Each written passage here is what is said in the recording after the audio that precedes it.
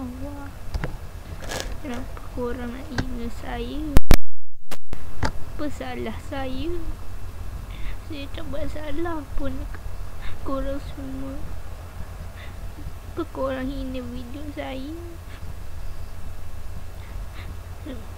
Ya sedih.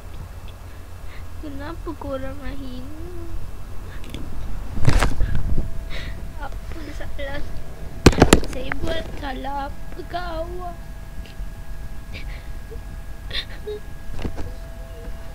Saya sebab salah apa ke awak semua? Kenapa awak semua nak hina video saya?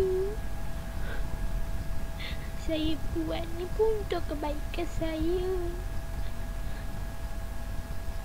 Saya nak seronok je. Sebab saya tak ada kawan.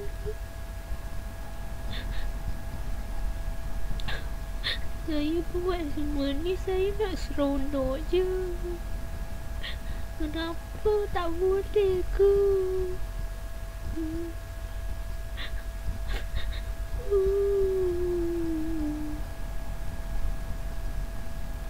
Kenapa korang nak hina video saya? Apa salah saya? Apa yang saya buat dekat korang? Korang nak tahu tak? Saya sebenarnya tak marah. Cuma saya sakit hati je. Korang tak rasa orang yang kena hina sakit hati, sedih.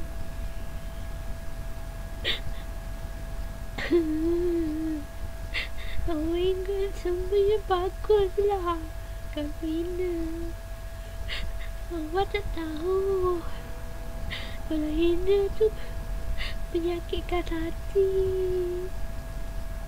Saya sedih. Saya nak buat semua ni semata-mata bukan nak pukul. Saya nak seronok je.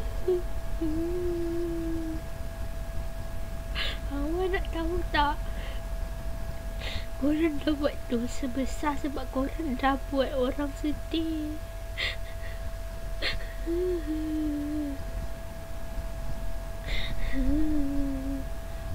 Apa salah saya? Tak apalah saya nak buat video tu. Salah ke, dosa ke, haram ke?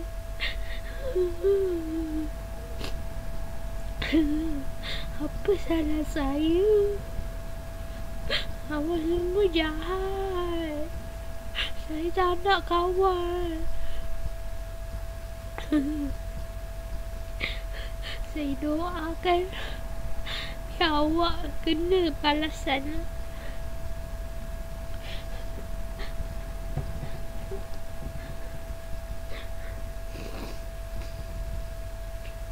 Saya doakan awak kena balasan. Awak rasakan apa yang saya rasa. Saya sebenarnya buat video ni saya nak seronok-seronok je. Kena menyakitkan hati orang. Saya sayang orang yang komen tu. Sebab dia dah komen dekat video saya dah. Tapi janganlah hina saya. Awak tahulah tu perbuatan dosa besar. Awak hina saya, awak cakap tu, awak cakap ni. Awak tak rasa kena hina? Bila orang hina awak macam mana? Awak sedih juga kan? Saya dah maafkan tu perbuatan korang. Korang bila lagi? Sebelum korang kena bala dari Tuhan.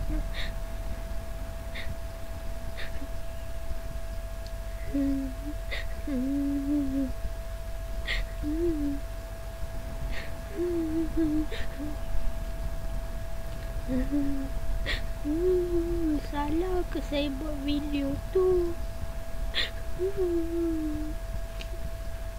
Awak hina keluarga saya. Awak hina saya kenapa? Apa salah saya? Ya Allah, kenapa jadi macam ni? Saya nak seronok je. Dia orang hina saya.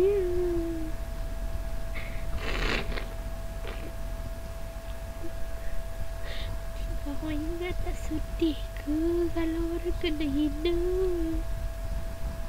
Dicaci, dibenci. Saya harap anda semua boleh sendarkan perbuatan anda.